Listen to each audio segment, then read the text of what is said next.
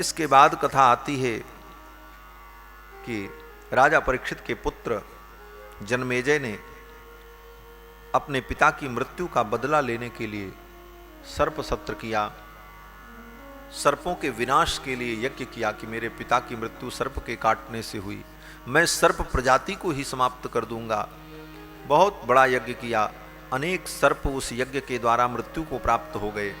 अंत में आस्तिक नाम के मुनि, बड़े धर्मात्मा, वो आए और उन्होंने जनमेजय को समझाया कि देखो तुम्हारे पिता की तो मृत्यु हो गई, कितना भी अब तुम कुछ करो, दुनिया के सारे सांपों को मार डालो, सारे लोगों को भी मार डालो, फिर भी अब तुम्हारे पिता का वो शरीर, वो रूप लौट करके नहीं आएगा। इसीलिए मर जाने वाले व्यक्ति को प्रेत कहा जाता है।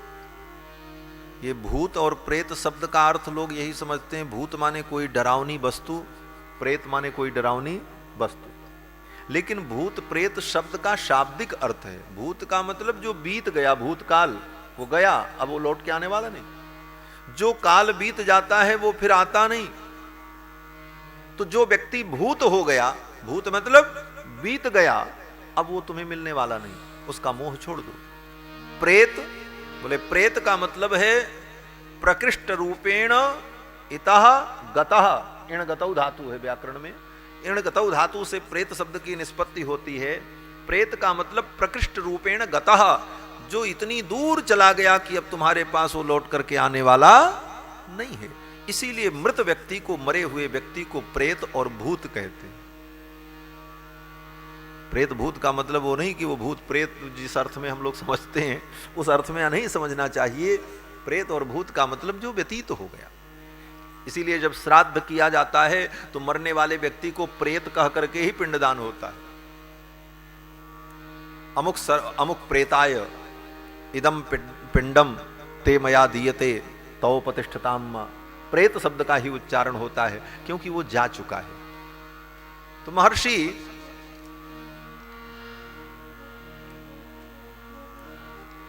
ने कहा कि अब तो तुम्हारे पिता जा चुके हैं, अब वो आने वाले नहीं, इसलिए सारे जीवों की हत्या करना ये ठीक नहीं। आस्तिक मुनि के वचनों को सुनकर जनमेजय ने वो सर्प यज्ञ बंद कर दिया, शांति स्थापित हो गई, सर्पों की प्रजाति सुरक्षित हो गई। इसके बाद श्री सूत जी महाराज ये कथा शौनकादि मुनियों को नैमिषारण्य में सुना रहे हैं। सूत जी कहते हैं, हे मुनियों, अब मैं तुम्हें वेदों का विभाग और पुराणों की संख्या ये बताता हूँ। और सूत जी ने पुराणों की संख्या, पुराणों में श्लोक संख्या और चारों वेदों का विभाग कैसे हुआ, इन सारे विषयों का वर्णन करके सुनाया है। और जब पुराणों का नाम ले रहे थे सूत जी, तो 18 पुराण में एक पुराण है मार्कंडे पुराण। मार्कंडे पुराण का जब नाम लिया तो शौनक जी ने पूछा, हे प्रभो, मैंने सुना है कि मार्कंडे जी को भगवान ने अपनी प्रलय लीला का दर्शन कराया था, वो कथा आप कृपा करके सुना दो। तो चलते चलते श्री सूत जी महाराज ने मार्कंडे जी की कथा सुनाई। मार्कंडे जी की कथा क्या है? बोले महर्षि मार्कंडे अपनी कुटिया में बैठे थे, भगवान का ध्यान किया, भगवान प्रकट हो गए। भगवान ने कहा, मार्कंडे जी आप वरदान मांगो, मैं प्रसन्न हूं, क्या चाहिए? तो मार्कंडे जी ने भगवान से कहा, प्रभु मैं आपकी माया देखना चाहता हूं।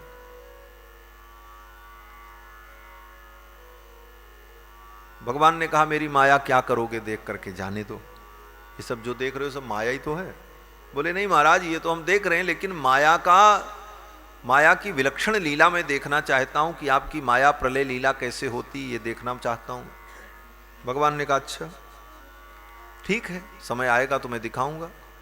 भगवान अंतर्धान हुए और भगवान जो ही अंतर्धान हुए, थोड़ी देर बाद मार्कंडे जी ने देखा वर्षा प्रारंभ हुई और वर्षा इतनी हुई कि सब कुछ डूब गया, सब बह गया। इतना पानी की कहीं पैर रखने की जगह नहीं। अब मार्कंडे जी उसी पानी में तैर रहे हैं। तैरते तैरते थक गए, उनके हाथ थक गए, कहीं कोई आश्रय नहीं, कहां पैर रखें, कहां रुकें, कहां खड़े हों। तब तक देखा मार्कंडेय जी ने कि चारों तरफ पानी ही पानी है और उस पानी के बीच में एक बरगद का पेड़ दिखाई पड़ा, बट वृक्ष। उस बट वृक्ष की ओर तैरते हुए बढ़े कि चलो बट वृक्ष की डाली को पकड़ करके थोड़ी देर आराम करेंगे, फिर देखते हैं कोई आश्चर्य। बट वृक्ष के सन्निकट पहुंचे तो देखते क्या है कि उस बट वृक्ष में पत्तों के बीच में एक छोटा सा बालक लेटा हुआ है, नील कमल के समान सुंदर बालक, दिगंबर, अत्यंत मनोहर, नवजात शिशु पत्ते के बीच में लेटा है। मार्कंडेय जी सोच नहीं पाए, सारी सृष्टि समाप्त हो गई, सब जल में डूब गया और ये बालक कैसे बचा है। और वो बालक पत्तों के बीच में लेटा हुआ है, मस्त, कोई चिंता नहीं, और अपने पैर के अंगूठे को हाथ से पकड़ करके मुंह में डाल करके चुसुर चुसुर चूस रहा है। जैसे बच्चा दूध पीता है उसी प्रकार वो बालक अपने पैर के अंगूठे को चूस रहा था। न्यग्रोधपोतम ददृशे फल पल्लव शोभितम प्रागुत्तरस्याम शाखायाम तस्यापि ददृशे शिशुम। उस पेड़ के पत्तों के बीच में छोटे से शिशु को जब देखा, सयानम पर्णपुटके ग्रसंतम प्रभया तमः, और उस बालक के अंदर से इतनी प्रभा निकल रही थी कि मानो सारा अंधकार, सारा तम उसी प्रकाश में लय को प्राप्त हो रहा। ग्रसंतम प्रभया तमः महामरकत श्यामम, मरकत मणि के समान श्याम वर्ण उस बालक का, श्रीमद्वदन पंकजम कंबुग्रीवम महोरस्कम सुनासम सुंदर भ्रुवम, सुंदर भ्रू, शंख के समान ग्रीवा। बालक के इस मनोहर रूप को देखकर मार्कंडेय जी बड़े आश्चर्यचकित हुए। तब तक उस बालक ने अपने पैर के अंगूठे को पीना छोड़ दिया और जम्हाई ली। ज्यों ही जम्हाई ली, बस मार्कंडेय जी महाराज उस बालक के पेट में चले गए। अब सोचो, एक छोटे से बालक के पेट में इतना बड़ा आदमी कैसे चला जाए। बोले यही तो भगवान की माया है।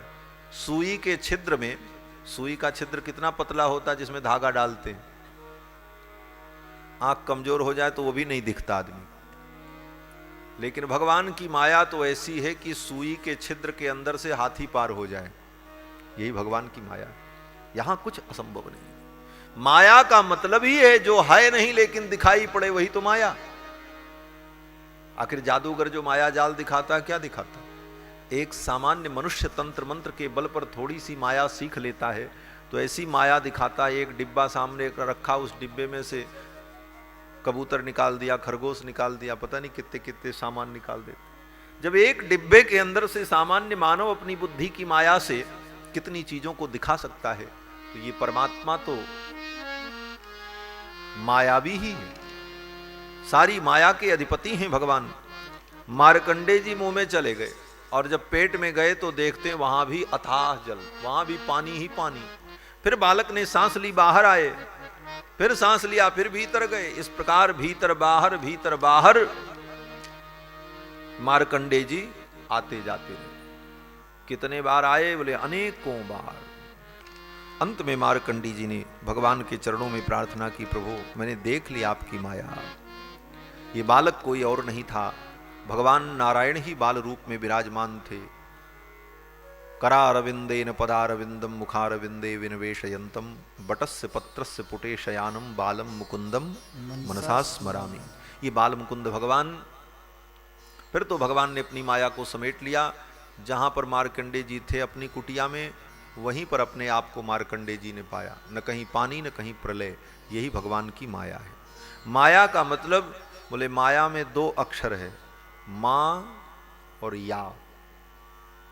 मां माने नहीं और या माने जो। जो है नहीं लेकिन दिखाई पड़े उसी का नाम माया। जो है नहीं लेकिन दिखता है उसी का नाम माया। तो इसको आप ऐसे समझो कि जो हम देख रहे हैं, जो दिख रहा है, ये है नहीं, और जो है वो दिख नहीं रहा है। है कौन? बोले भगवान। सत्ता एकमात्र भगवान की है, जिनको हम देख नहीं पाते, और जो हमको सर्वत्र दिखता है, जो माया दिख रही है, इसकी सत्ता नहीं है। ये माया तो अनित्य और अविद्या है, और माया के द्वारा सृजित ये सारा संसार ही अनित्य है, क्योंकि माया से ही सब कुछ बना। माया से ही भगवान सारी सृष्टि का सृजन करते हैं। तो माया के द्वारा सृजित सब कुछ अनित्य है। अनित्यम सुखम लोकम इमं प्राप्य भजस्व माम। इस संसार में कुछ नित्य नहीं है, सब नाशवान है, एक एक कण नाशवान है, यहां तक कि एक एक परमाणु भी एक दिन समाप्त हो जाएंगे, चाहे वो पृथ्वी के परमाणु हों, चाहे जल के परमाणु हों, चाहे आकाश के परमाणु हों, चाहे वायु के परमाणु हों, समस्त परमाणु भी विनष्ट हो जाएंगे महाप्रलय में, क्योंकि सब अनित्य हैं और सब मायामय हैं। श्री मार्कंडेय जी महाराज फिर भगवान का ध्यान करने लगे। श्री सूत जी महाराज ने शौनकादि मुनियों को भगवान की इस दिव्य लीला का वर्णन सुनाया। अंत में श्री सूत जी महाराज कहते हैं, हे शौनकादि मुनियों, श्रीमद्भागवत महापुराण की पावन कथा मैंने सुनाई, भगवान के पावन चरित्र को सुनाया। भगवान के चरित्र का कोई अंत नहीं। यस्यांतम न विदुः सुरासुरगणाः देवाय तस्मै नमः।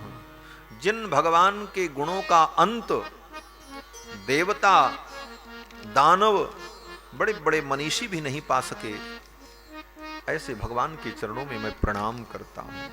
यम ब्रह्मा वरुणेन्द्र रुद्र मरुतस्तुन्वन्ति दिव्यैस्तवैः वेदैः साङ्गपदक्रमोपनिषदैर्गायन्ति यं सामगाः ध्यानावस्थिततद्गतेन मनसा पश्यन्ति यं योगिनो यस्यान्तं न विदुःसुरासुरगणाः देवाय तस्मै नमः।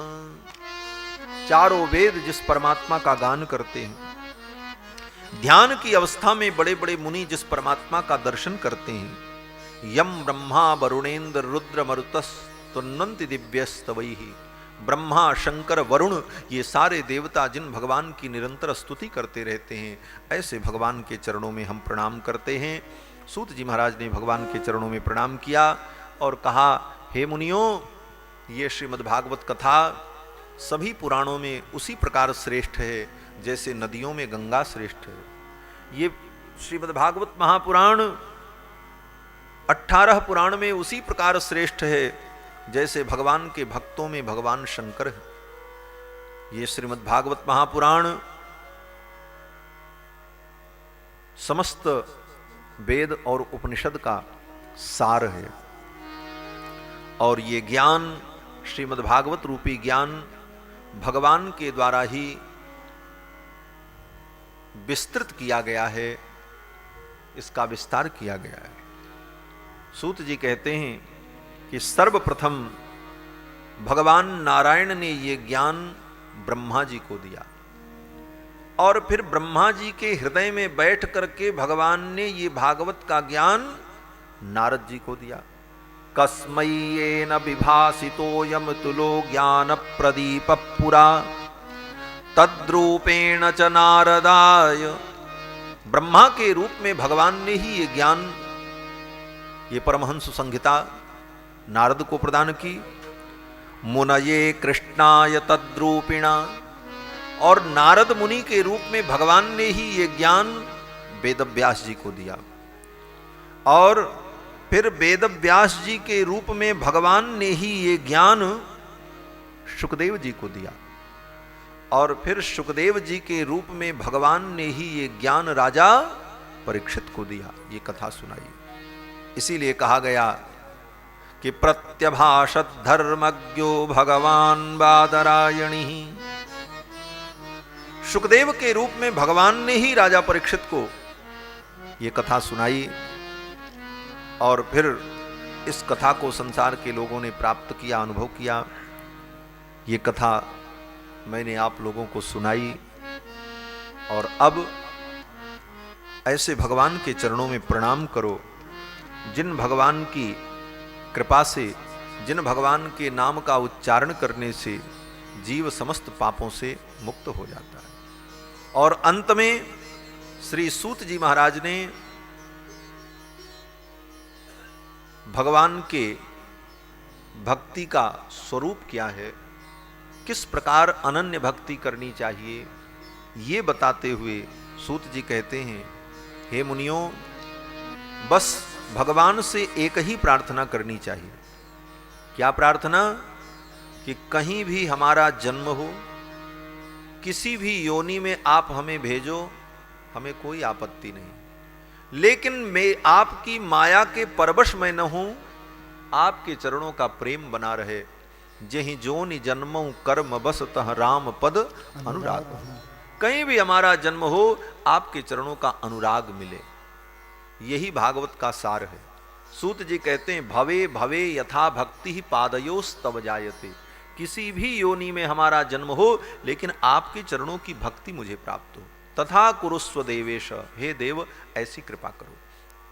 तो भागवत सुन करके, तत्वबोध को सुन करके बस एक ही प्रार्थना भगवान से करनी चाहिए कि आपके चरणों की भक्ति हमें प्राप्त हो। अगर भक्ति मिल गई तो सब मिल जाएगा, और सब कुछ मिल गया, भगवान की भक्ति जीवन में नहीं मिली तो जीवन में शांति नहीं मिलेगी, सुख नहीं होगा, कहीं भी आप आनंद का अनुभव नहीं कर पाओगे। इसलिए भगवान से केवल एक ही प्रार्थना करनी चाहिए कि हे प्रभु, आपके चरणों की भक्ति हमें प्राप्त हो। यही अंतिम प्रार्थना श्री सूत जी ने की है। और फिर भगवान श्री हरि के चरणों में प्रणाम निवेदन करके श्री सूत जी महाराज ने अपनी वाणी को विश्राम किया है, भागवत की कथा को पूर्ण किया है। तो हम लोग भी इस भागवत कथा को यहीं पर पूर्ण करते हैं और श्रीमद् भागवत के अंतिम 2 श्लोकों का उच्चारण करके इस कथा को विराम देंगे। ये विधि है, तो पहले मैं बोलूँगा, फिर आप लोग बोलेंगे। इस प्रकार से श्रीमद् भागवत के अंतिम श्लोक का उच्चारण करके इस कथा को औपचारिक विराम दिया जाएगा। प्रार्थना क्या करनी है?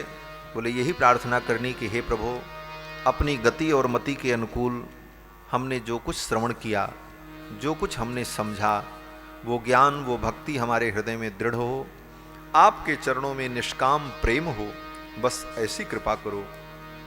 इसी प्रार्थना के साथ दत्त चित्त होकर, सावधान होकर, हाथ जोड़ करके भगवान से यही प्रार्थना करेंगे। भाव यही है। इस श्लोक का उच्चारण मैं करूंगा, फिर आप लोग भी बोलेंगे। भवे भवे यथा भक्ति, भवे भवे यथा भक्ति, पादयोस्तव जायते, पादयोस्तव जायते, तथा कुरुस्व देवेश, तथा कुरुष्व देवेश, नाथस्त्वं नो यत प्रभो, नाथस्त्वं नो यत प्रभो, नाम संकीर्तनं यस्य, नाम संकीर्तनं यस्य, सर्वपाप प्रणाशनम्, सर्वपाप प्रणाशनम्, प्रणामो दुःखशमनः, प्रणामो दुःखशमनः, तं नमामि हरिं परम्, तं नमामि हरिं परम्, हरये नमः, हरये नमः, हरये नमः, हरये नमः, हरये नमः। हरये नमः। बोलो वृंदावन बिहारी लाल की, जय श्री कृष्णचंद्र भगवान की, जय श्री सुखदेव भगवान की, जय श्री वेदव्यास भगवान की, जय सत्य सनातन धर्म की, जय नेपाल राष्ट्र की, जय हिंदू राष्ट्र की, जय सत्य सनातन धर्म की, जय जय जय श्री राधे श्याम। आप सभी लोगों ने 7 दिनों तक दत्तचित्त होकर के भगवान की पावन कथा को श्रवण किया। आप सभी लोग बड़भागी हैं। इसी प्रकार भगवान कृष्ण की कृपा आप सबके ऊपर बरसती रहे। जीवन में सत्संग और भजन का ये अलभ्य लाभ प्राप्त होता रहे। व्यासपीठ से यही मंगल कामना है। और जिन लोगों ने, मिश्रा जी ने, तोष्णीवाल जी ने, सिंगल जी ने सब लोगों ने जो प्रयास किया और इस कथा का आयोजन किया वे सभी साधुवाद के पात्र हैं। सबके लिए ढेर सारा आशीष, मंगल कामना। भगवान इनका अभ्युदय करें और भगवान की भक्ति, अनन्य भक्ति इन्हें प्राप्त हो। और विशेष करके हमारे दिल्ली के मिश्रा जी और विशेष करके मिश्रा जी की पत्नी रीना जी, जिनकी सत्प्रेरणा से हम लोग यहाँ आए, उनका संकल्प था, उन्होंने कहा नहीं महाराज जी को ही बुलाना है कथा सुनने के लिए। तब ये संजोग बन गया कि हम आपके बीच में 7 दिन तक आपको कथा सुना सके। और सुनने वालों का भी बड़ा महत्व है। सुनाने वाले आदरणीय और पूजनीय होते हैं, इसमें कोई दो राय नहीं है, लेकिन अगर सुनने वाला ही न हो तो सुनाने वाले का भी कोई मतलब नहीं होता है। आपने समय दिया, मेरी बातों को, भागवत के इन विषयों को आपने सुना, इसलिए आप भी बहुत बड़े सहयोगी हैं इस कथा के, तब ये कथा पूर्णता को प्राप्त हुई। नहीं तो इतना सुंदर पांडाल बना दिया जाए और कोई बैठने वाला न हो तो वक्ता जब आएंगे कथा सुनाने के लिए तो क्या संबोधन करेंगे? यही न कहेंगे कि बांस बल्लियों, टेंट तंबुओं, इन्हीं का संबोधन करके कथा सुनाएंगे। तो कहने का मतलब कि जो लोग भक्त श्रोता हैं, इनका भी बहुत बड़ा योगदान है। श्रोता वक्ता ज्ञान निधि कथा राम के गूढ़। श्रोता वक्ता जब दोनों अनुकूल होते हैं तभी कथा का आनंद होता है, और कथा का अनुपम आनंद हुआ। हम सभी लोगों ने पूर्ण आनंद का अनुभव किया, और आप लोगों को आनंद आया कि नहीं ये तो आप जानो, लेकिन 7 दिन कथा सुनाने का आनंद तो हमको मिला ही मिला। क्योंकि मैं कथा सुनाता हूँ तो कथा को सुनता भी हूँ, इसीलिए सुनाता हूँ। पापियों को पाप से है तारती, ये अमर ग्रंथ, ये मुक्ति पंथ, ये पंचम वेद निराला, नव ज्योति जगाने वाला। ये अमर ग्रंथ, ये मुक्ति पंथ, ये पंचम वेद निराला, नव ज्योति जगाने वाला। हरि नाम यही, हरि ध्यान यही, हरि नाम यही, हरि नाम यही, जग मंगल की आरती। पापियों को पाप से तारती, श्री भागवत भगवान की है आरती। पापियों को पाप से तारती, ये शांति गीत पावन पुनीत, पापों को मिटाने वाला, बिगड़ी को बनाने वाला। ये शांति गीत पावन पुनीत, पापों को मिटाने वाला, हर दर्द कराने वाला। ये सुख करनी, ये दुख हरणी, ये सुख करनी, ये दुख हरणी, मधुसूदन की आरती। पापियों को पाप से है तारती, श्री भागवत भगवान की है आरती। पापियों को पाप से है तारती, मधुर बोल भवपंथी खोल, सन्मार्ग बताने वाला, बिगड़ी को बनाने वाला। ये मधुर बोल भवपंथ बोल, सन्मार्ग बताने वाला, बिगड़ी को बनाने वाला, बिगड़ी को बनाने वाला, बिगड़ी को बनाने वाला। श्री राम यही घनश्याम यही, श्री राम यही घनश्याम यही, श्री राम यही घनश्याम यही, श्री राम यही घनश्याम यही, प्रभु महिमा की आरती। पापियों को पाप से है तारती, श्री भागवत भगवान की है आरती। पापियों को पाप से है तारती, श्री भागवत भगवान की है आरती। पापियों को पाप से है तारती, पापियों को पाप से है तारती, पापियों को पाप से है तारती। आरार्तिक्यं समर्पयामि जले शीतलीकरणम्, आरार्तिक्यग्रहणं पुष्पै देवाभिवन्दनम्। हरिः ओम्। यज्ञेन देवा स्थानि धर्माणि प्रथमान्यासन्ना, तेह नाकं महिमानः सजन्त यत्र पूर्वे साध्या सन्ति देवाः।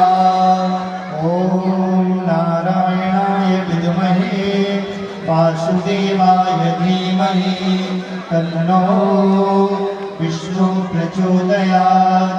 ॐ महादेव्यै च विद्महे विष्णुपत्न्यै च धीमहि तन्नो लक्ष्मी प्रचोदयात्। नानासुगन्धपुष्पाणि यथा कालोद्भवानि च पुष्पाञ्जलिर्मया दत्ता गृहाण परमेश्वरा। मन्त्रपुष्पाञ्जलिं समर्पयामि। श्रीपुराणपुरुषोत्तमाय नमः। श्रीकृष्णचन्द्राय नमः। बोल वृंदावन बिहारी लाल की जय। श्री कृष्णचंद्र भगवान की जय। सत्य सनातन वैदिक धर्म की जय। अखंड भारत वर्ष की श्रीमद् भागवत महापुराण की जय। भास्कर स्वामी जी महाराज की जय। श्रीमद् जगद्गुरु स्वामी जी महाराज की जय। नेपाल राष्ट्र की जय। भारत वर्ष की जय। जय जय श्री राधे। जय जय श्री राधे। जय जय श्री राधे। नमः पार्वती पतये